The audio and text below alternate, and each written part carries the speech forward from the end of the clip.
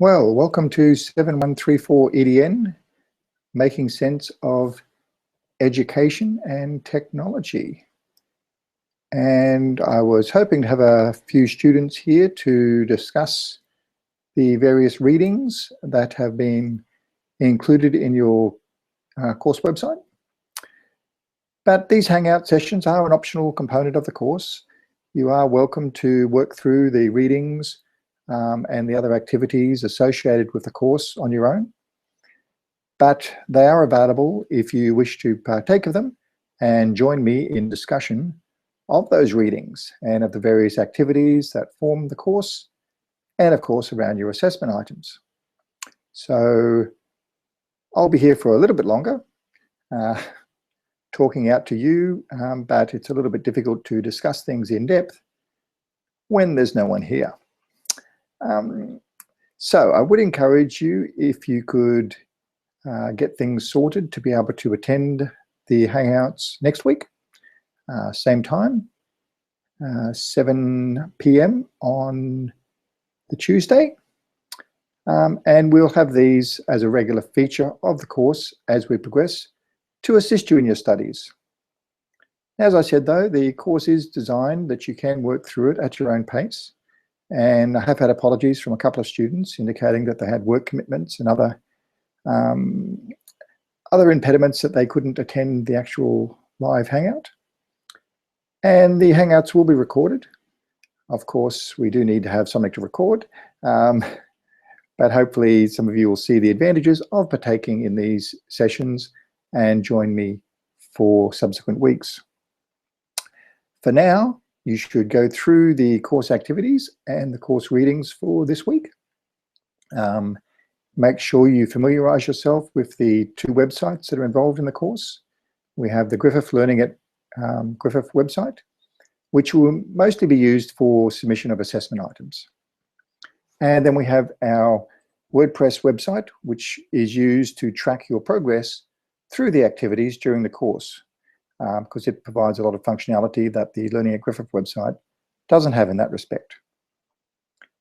Each week we'll have a series of readings that you're to prepare for, and then in the sessions we have the opportunity to discuss them. Oh, and I see someone's trying to call in, and I may just try and invite. 1 second for those listening.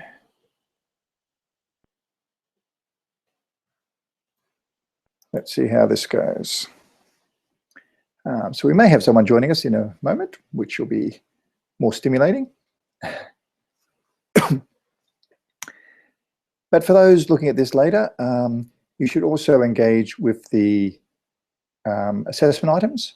Make sure you familiarize yourself with what they involve.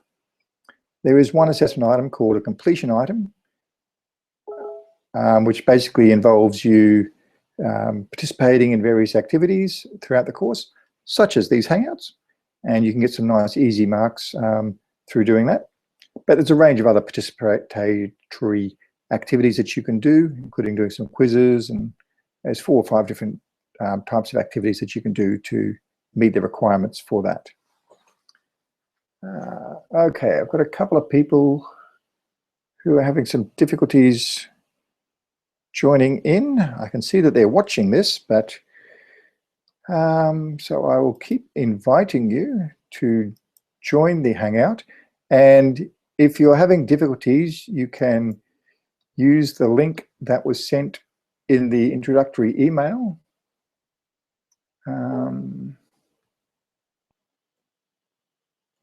Let me just let people know about that.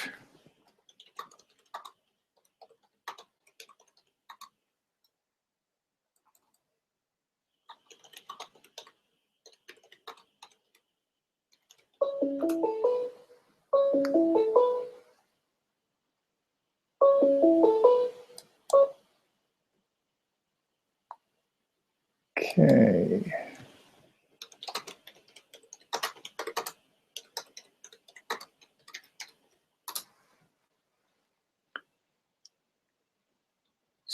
So The wonderful advantages of technology and the difficulties when it doesn't quite work as we would hope. Let me just see if I can send this out to people.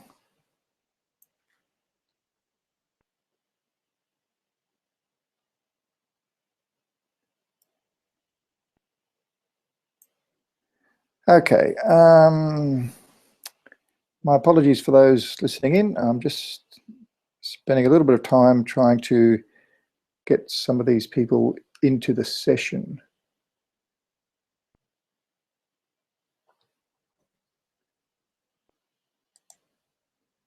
Which will be very boring for you if you're watching me as I do these administrative tasks, but my apologies.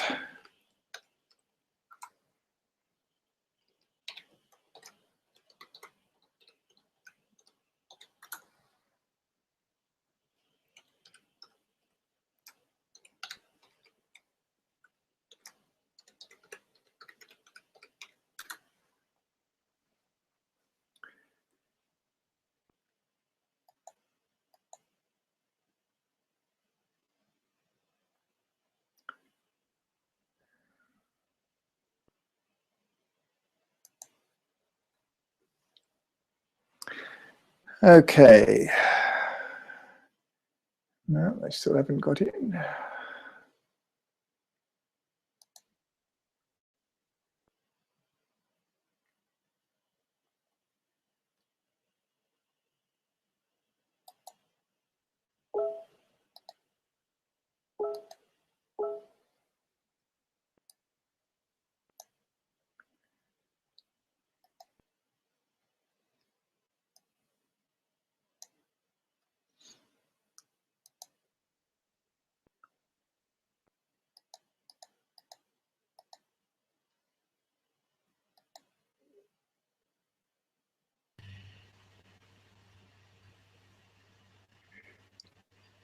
Okay, whoops.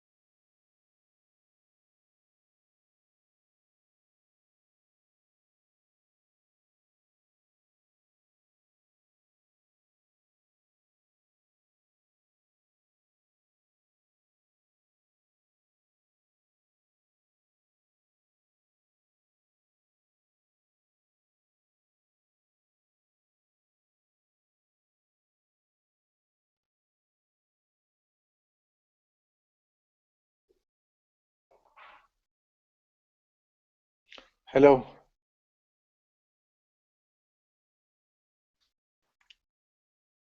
Sorry, I cannot hear you. My apologies, I had myself muted. Yes. Now I can hear you. Thank you. Okay, we do have, you can still hear me? Yes, I can hear you. Wonderful. Yeah, we do have one other person trying to get in. Hopefully they're seeing these messages.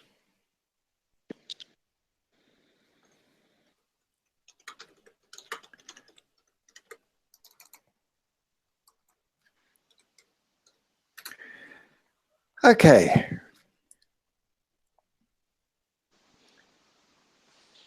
So we're just waiting for a couple of other people to, or one other person to join in at this stage.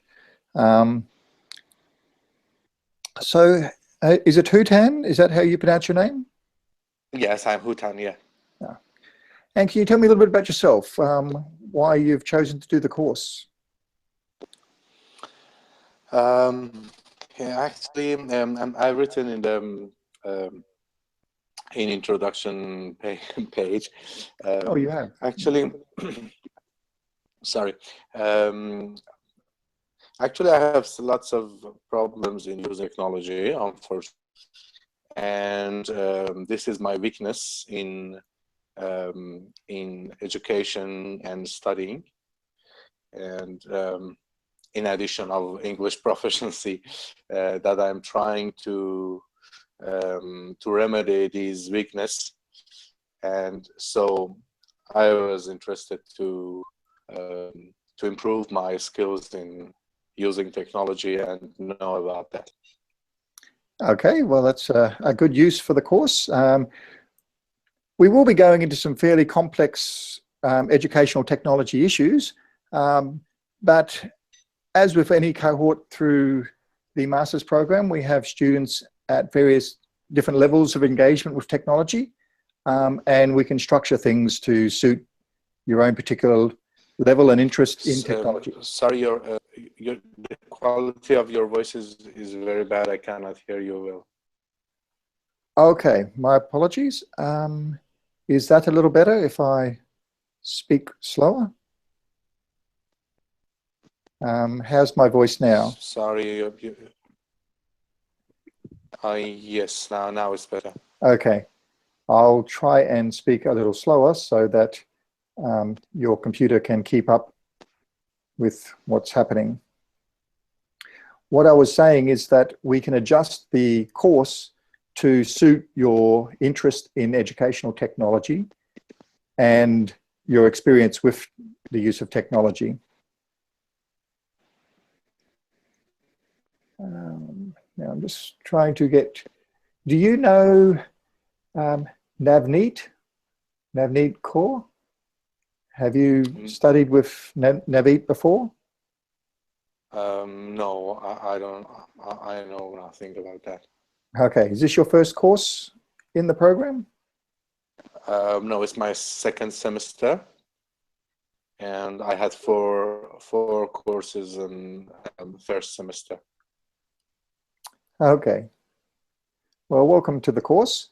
Yeah. Navneet seems to be having some difficulties, but is able to hear us. Unfortunately, Navneet, I can't answer your request to join your video conversation because that would then drop us out of this one. Navneet, you do need to use that link to join this particular course, or this particular Google Hangout. It may help if you close your current Hangouts and try the link again. Sorry, Hutan, I was just trying to help Navneet join us in here. Have you had a chance to look at the readings for this week? Yeah, I just today, a couple of hours ago, I just could access to the page and find the readings. As you know, it was lots of pages, so it wasn't easy to read all of that. But I could just have a look and read the introduction and know what it is about. Yes. Now, I don't expect you to do very close reading of the material because there is a lot there, but it's fairly important at this stage in the course to get that you have a general understanding of what's involved with educational technology research. And that first section of a book, if you could look at the basic headings and what the general areas that are incorporated into educational technology research. Now, which program are you involved in at the university? Are you in the research master's degree or which one? I am studying Master of Education. Okay, yes. So you will find that there is an expectation to do various research projects Yes, Master of through that. Education. Yep. And we will have an opportunity to explore some research techniques. The main one that we're going to be looking at in this course is the Delphi model. It's a process of doing research where we interview a series of experts and get a consensus view on various approaches. So we're not going into really in-depth research methodologies in the course, but this week the readings take you through the range of different approaches that are used in educational technology research, both quantitative and qualitative. Excuse me, Dr. Zagami. Our connection is not good, and I lost you sometimes, some seconds, and. Okay, I'll repeat it for you. These sessions are being recorded, so you will be able to go back and have a look at them later if you do find that there's sections that you do miss. Okay. But what I was saying is that this week the readings are all about looking at the different sorts of educational technology research methodologies that are commonly used in exploring how we can more effectively use technology in education. So it'll go through the qualitative and quantitative approaches to using educational technology, and some of the various methods that you can use to do educational technology research if you decide to do so in your other subjects as you progress through your program. In this course in particular, we're going to be looking at... So did you have a question? No? Okay. In this course in particular, we're going to be looking at the Delphi method of research, which involves identifying some experts and forming a consensus opinion about what may occur in various areas.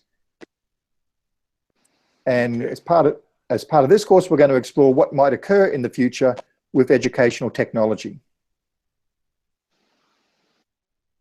Okay. Now your assessment will be based around that, particularly your first assessment task, where you're going to do your own Delphi research project, and you'll identify some experts and you'll try to form a consensus view of what might occur with a particular educational technology. Other assessment in the course involves doing some completion exercises, of which they're basically a series of things that you have to tick off to say that you've done. And attending these video conferences can be one of those, but there's a whole range of other activities that you can incorporate into that, including doing the quizzes and having some discussions on the various discussion boards, etc. But I'll go through those in more detail as the course progresses. The final assessment task will involve you doing an exploration of how to improve a particular organization. Now, have you been involved in education as a teacher or in any respects at university or TAFE, or have you been involved? What aspect of education have you been involved in? Sorry? Are you a teacher? Yes. I've worked as a teacher for about 12 years. Yeah. Oh, wonderful. So you could use a school as your organization that you build a case around improving the use of technology in that school. It doesn't necessarily have to be a real school, but other students have used universities or private industries or other groups and organizations to form an educational policy document around. But that's the final assessment item, and will take a while to build up to that, so you don't need to be too concerned about that just yet. Okay. Okay. So from your readings today, do you have any questions that you'd like to ask about those? And for those online, not actually. Maybe I want to know. This course is as I understood, this course is mostly about the the research that have done about educational technology, not about using educational technology. Isn't it correct? Is it correct? Yeah, fundamentally, yes. We will be exploring a lot of educational technologies and looking at, in the second module in particular, we do look at the whole range of educational technologies that are available, but we don't go into depth into how to use each of those. Okay. But we will be exploring what technologies are possible, and particularly what are emerging in the next few years that may impact strongly upon schools and other educational organizations. Okay, and what benefits each of them could have, or something? Yes, and as part of that, you could also look at how you might research the benefits of those technologies if you want to explore educational research in your other research-based subjects that you do in your program. Okay. In this course, we're only going to look at one fairly small research method, which is the Delphi approach, to give you some experience of doing research, but your other courses will go into more depth into other research methods and methodologies. Now, for those watching online, I can see that there's a few of you. If you can ask questions through the Q&A option that you may see on your screen, I can then see those questions and we can respond to those. Okay, looks like I've got someone asking. Good. Like virtuality. Yes, virtuality will certainly be one of the technologies we will be exploring. In fact, it's an area I do a fair bit of research into. And it's something that will potentially have a big impact upon education in the near future. Of course, virtuality is an interesting one in that it first came into education back when I first started teaching, probably 20 years ago now. And we were using virtual reality headsets in schools back then, but it then died away. But with it becoming more popular with the computer gaming community, and the technology has improved to a certain extent, it's now receiving a resurgence, and we're again looking at how it may be effectively used in schools and in other educational organizations. In fact, Griffith is using it to explore potentially doing it as part of these online courses, where we would, instead of using video conferencing, we would put on little virtual reality headsets and all participate in a virtual space together. We're not quite there yet, but we may have an opportunity to do a little bit of that as this course progresses. I'll see how we go in terms of the technology. So thank you, Patricia, for asking that. But if there are any others that have any questions that you would like to ask, please use the Q&A function on the video channel that you're watching through.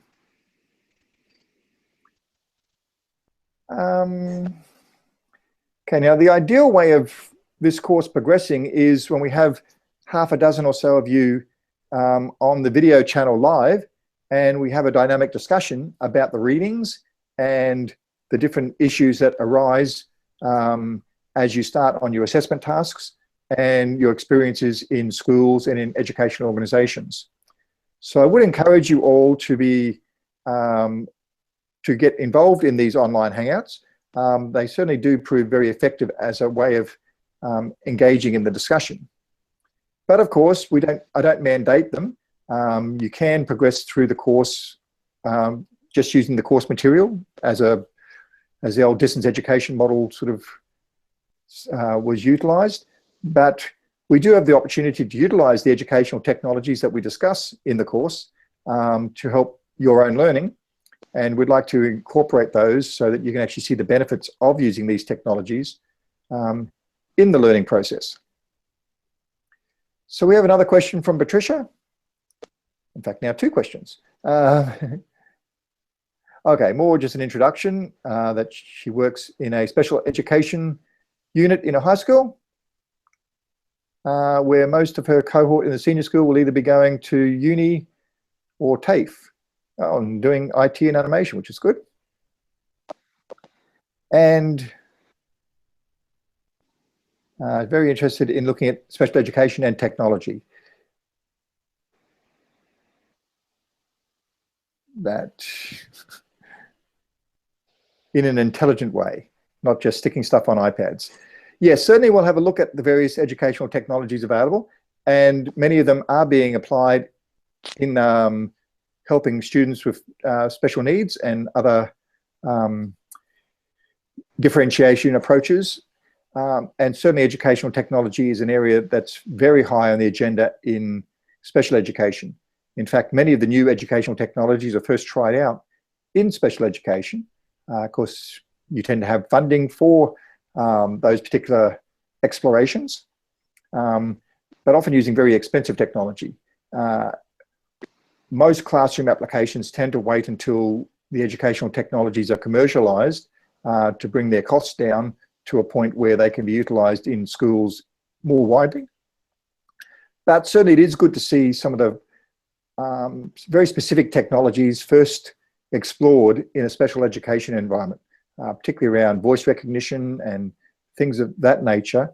They were often tried out in that environment long before they became more mainstreamed. So it'll be good having some discussions with you, Patricia, about the technologies that you're experiencing in school at the moment and that we can incorporate through our studies in this course. Okay. So I've gone through briefly the assessment items for the course and the basic structure of the course. Now we do have 4 fundamental modules that we work through. I'll just might just share my screen and show you those.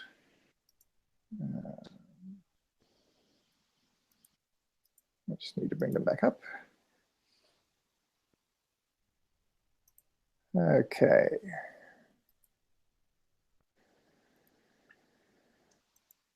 So hopefully you're seeing my screen being shared there, and it is the basic structure of the course, where this first module, which will go for the first 3 weeks, is on educational futures, where this week we're looking at the process of educational technology research, where we actually try to look at what new educational technologies are available and do some assessment of how effective they're going to be in education. Of course, there's lots of technologies that do become available, but not necessarily all of them need to be applied to education. Then we're going to spend next week looking at educational systems. Now this is a fairly complex topic, and we're going to look at some particular strategies for modeling particular systems and how we can use those models to help us understand how various technologies may be used. And then in the third week, Unit 4, we're going to look at approaches used to try to work out what may happen in the near future, particularly around educational technologies, looking at the emerging technologies that are becoming available and some of the strategies that can be used to try to determine whether or not those technologies will have an impact upon education in the long term. And that will particularly be modeling the Delphi approach that we use and looking at some research that I'm involved in regularly called the Horizon reports. Then in module 2, which will go through weeks 4, 5, 6, and 7, I think, or maybe 4, 5, and 6, we will look at various educational technologies. The first of those will be around just general ICT and the technologies that we integrate into all learning areas. Then we're going to look specifically at educational gaming and virtual worlds and virtual reality, and part of that also augmented reality. Then we're going to look at learning management systems and the use of learning and analytics to try to determine how effective students' learning is as they use various management systems that can track their learning. Learning at Griffith is an example of a learning management system. And then we're going to finish off that unit looking at mobile learning pedagogies and how mobile devices have changed some of the ways we use technology in schools. After that, we're going to look at learning environments, at how schools and organisations are changing their structures and the way they actually do schooling or do teaching and learning through various new approaches. So we're going to look at various models that have been set up to approach schooling differently, and how ICT is an important leadership role in those transformations. And then look at how various ICT policies have been developed to help manage those transitions from more traditional schooling environments to more innovative environments.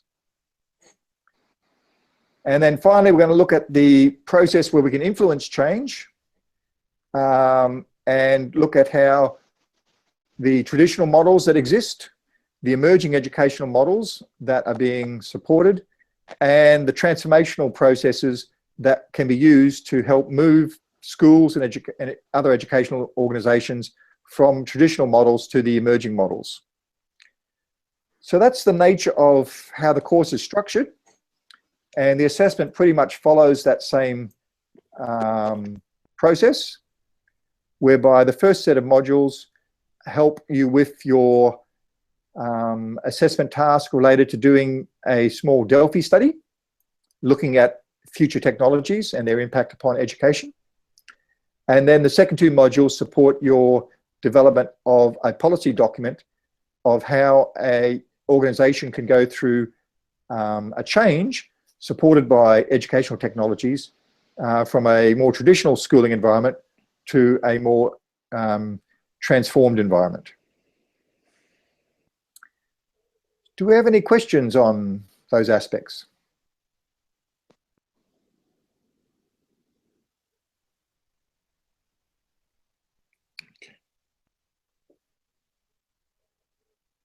No, Hutan, you don't have any questions about the structure of the course or what's going to be involved? Thank you. No, it's clear. Thank you. Okay. Okay, so the readings you have this week pretty much do the same process. They take you through a bit of an understanding of the educational technology research, and in particular the Delphi process that we'll be exploring in some detail next week. So I encourage you to engage with those readings. Now that you've got a bit more of a context, we aren't going into a lot of depth into the variety of educational research methods and methodologies that are available, but it is important that you do have an overview, so you don't think that educational technology is all about Delphi studies or some other narrow approach to educational technology research. So this week really is about framing the nature of the broad field, and then we'll be narrowing that down as we progress through the weeks, and then finally focusing on policy development based upon your understanding of the uses of educational technology in organisations. Patricia, are you still with us to ask any questions related to that?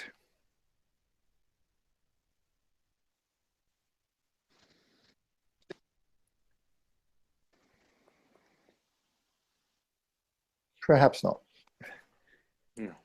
Okay.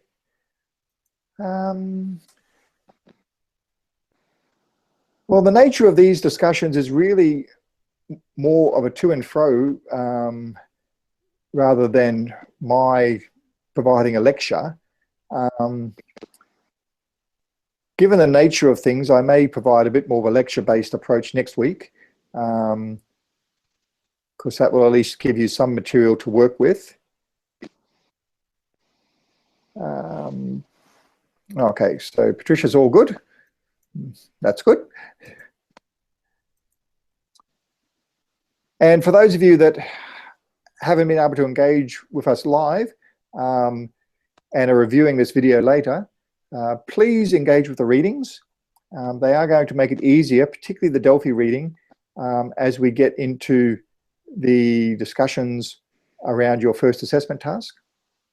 And it will assist you in coming to grips with the broader nature of educational technology research as you consider using some of the things you learn in this course in your future courses, particularly when you have to do research studies or at least research policy frameworks that I know many of you will do in your later courses. Is there any questions that either of you would like to ask about the course or the nature of what we're going to be exploring?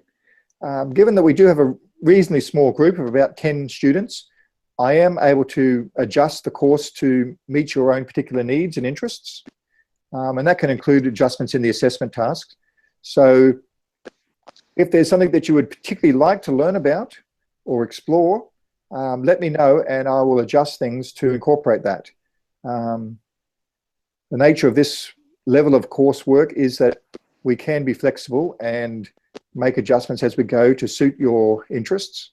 But I do need to know them in order to make those changes. But I won't put you on the spot right now to come up with that. But if you could think about that in the upcoming week, and as you do the readings, look at the course profile and look at the structure of the course, if you could think of any particular areas that you would like to see highlighted or done in more detail or in less detail, let me know and I can, in consideration of the other students, make adjustments that can suit your own particular interests. So far, I suspect we may look at doing some more stuff around special needs and the technologies involved in that area, given Patricia has a particular area of interest in that field. And Hutan, I suspect you may want to, from your questions so far, you may want to explore some of the individual technologies in a little bit more detail. And we may be able to do that. But if you could let me know what particular technologies you might be interested in, and I can incorporate some more in-depth examination of those. Sure. So a couple of messages have come through from Patricia. They do sometimes take a little while. So I began on this tech and education path a little while ago as a student in Arizona. I had to leave before completing the full Masters in Educational Technology. Oh, wonderful. So you've got a very strong interest in educational technology. That's great because some of the more complex aspects of policy development and engagement with the range of technologies will hopefully suit you and your career pathway in that area.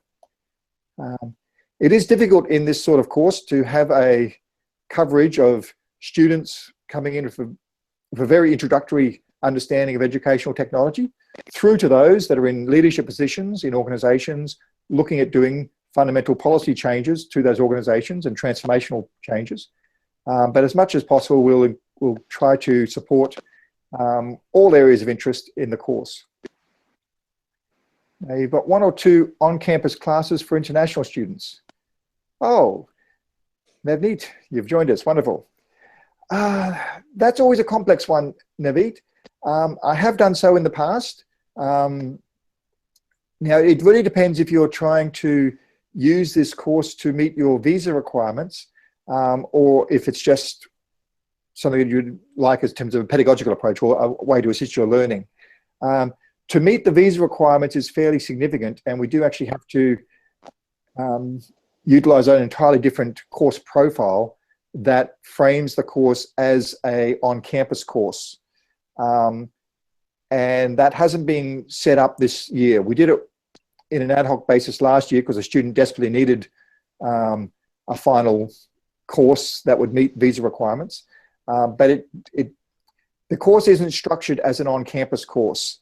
And so it is very much an online course in how it's developed and structured, particularly as we have students from overseas and on all 3 of our campuses.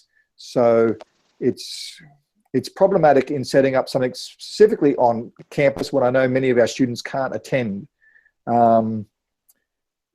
But if you'd like to email me about any particular needs you have in that area, I can see about incorporating that. But as a general nature, One approach we have used successfully in the past is if there's a couple of you on a campus, you could gather in a room and participate in the online aspect and utilize your proximity to each other to have a richer discussion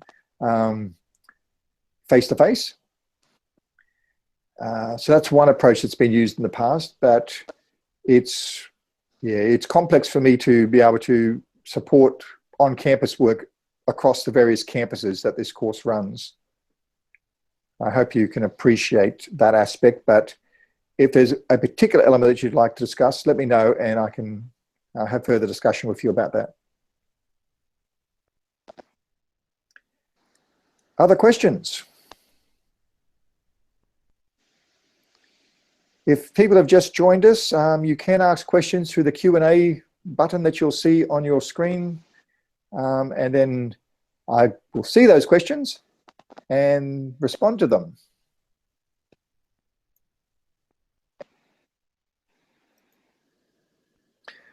Or, of course, you could follow the link that was sent in the email, or you may find it in the announcement section on the Learning at Griffith website. And that link should hopefully allow you to join into the video conferencing, which is the preferred method of having these discussions.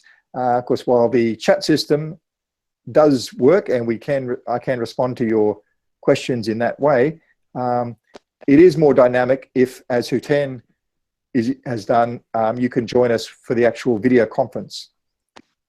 This system will have up to 15 people involved in the video conference at once. And it is a good way of actually exploring this as an educational technology and getting some experience with doing video conferencing as an educational technology tool.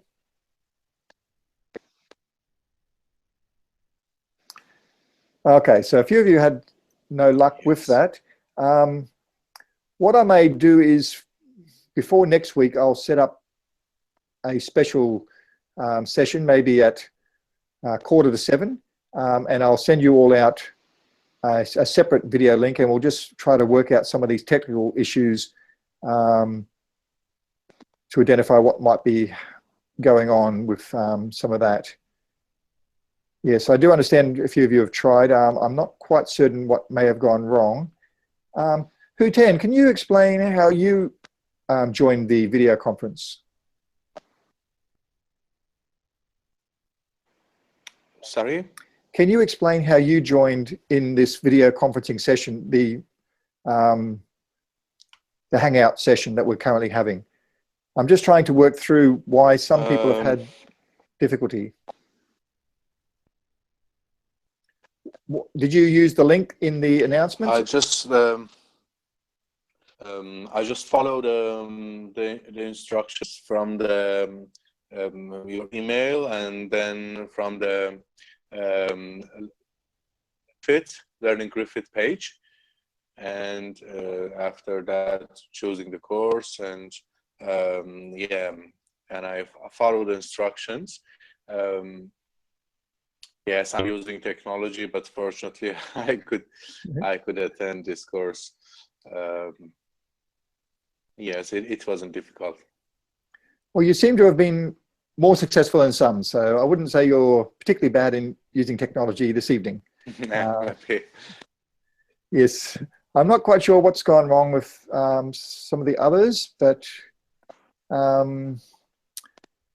yes, so for next week, I'll send out instructions again and try to make sure that they are as clear as possible.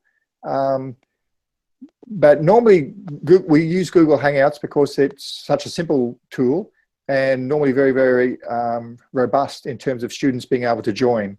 There's various ways to join the Hangout, and so yes. So as I said, I'll send you some details about a practice session we'll do a quarter of an hour before next week's session, just to ensure that everyone can join that wishes to join. And then we can have a little bit more of a vibrant discussion about some of the issues that we'll be discussing next week.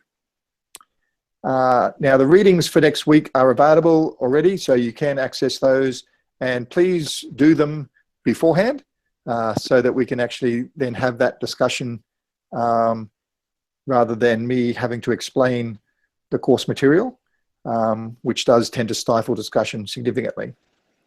If you've got a basic understanding. Now, I don't expect you to understand everything in the readings.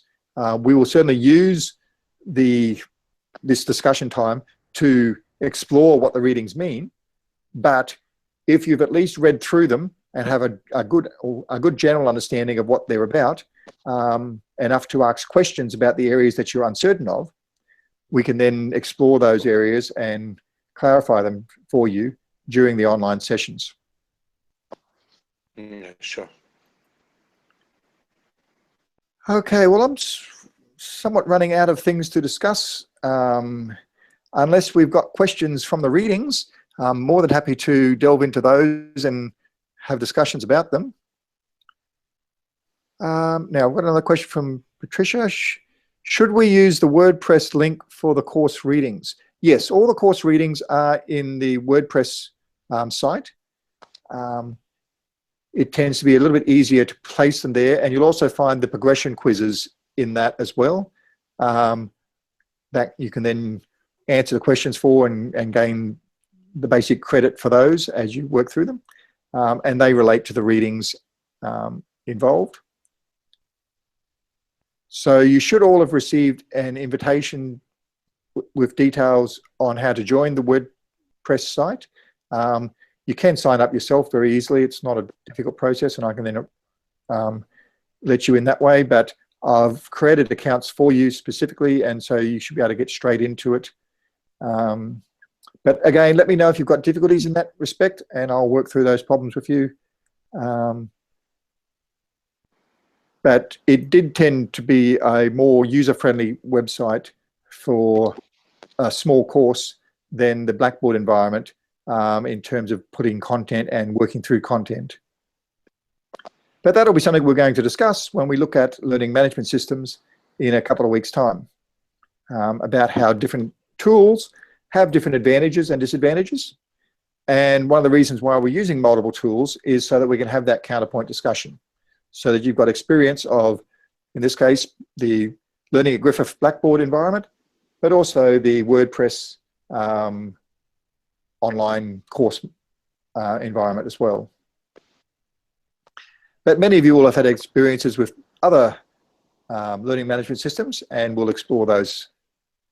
And also some of the new emerging ones, which offer functionality that goes well beyond the current learning management systems that we're using. Of course, most of these systems have been in existence now for over 20 years. So technology has moved on significantly, particularly around the use of social media and other more interactive elements of technology, such as video conferencing. But that's getting a bit ahead of us, and that will be discussed in a couple of weeks' time. Do we have any other questions? All good. Navneet, is that how you pronounce your name? You've been a little bit quiet, so it'd be great if we had some questions from yourself about anything that you'd like clarified. Or if you'd like to introduce yourself and just tell us a little bit about you so I can help frame the course to suit your needs. Now, the first actual activity on the WordPress site is to provide an introduction. So if you could introduce yourselves, that's very useful so that I can help structure this course to suit your needs. I've got a series of questions there that are designed to elicit that information, but also to introduce yourself to the other members of the course. It's one of the strong benefits of doing a course at university is to actually learn from your peers, not just from myself, but also from the experiences that each of you have in the use of technology in various organizations and schools, and your different approaches to the use of technology.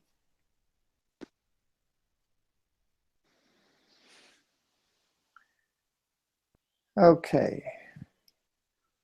Well, if we don't have any other questions, we might bring this session to a close rather than just dragging it out. Hopefully you'll all engage with those readings next week, and we'll get into some really interesting examination of some tools used for systems analysis, where we analyze a particular organization or system and try to understand it in more detail. So there'll be some stuff there that you most likely have never come across before. Yeah. So final questions. I'll just give a second because sometimes they take a little while to come through in the Q&A, or if you'd like to just say good night in the Q&A, so I know that you're not still typing questions.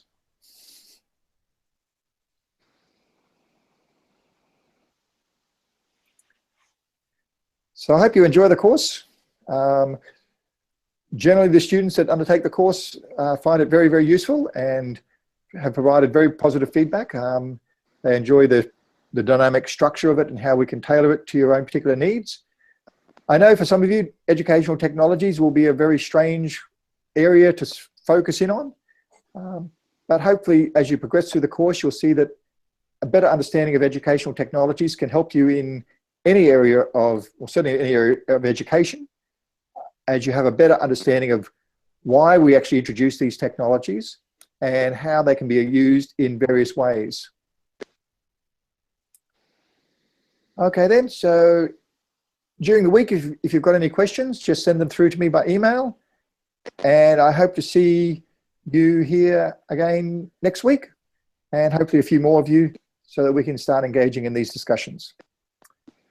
So thank you very much, Patricia, Navneet, Thank you very much. and Hutan. And I'll see you again next week.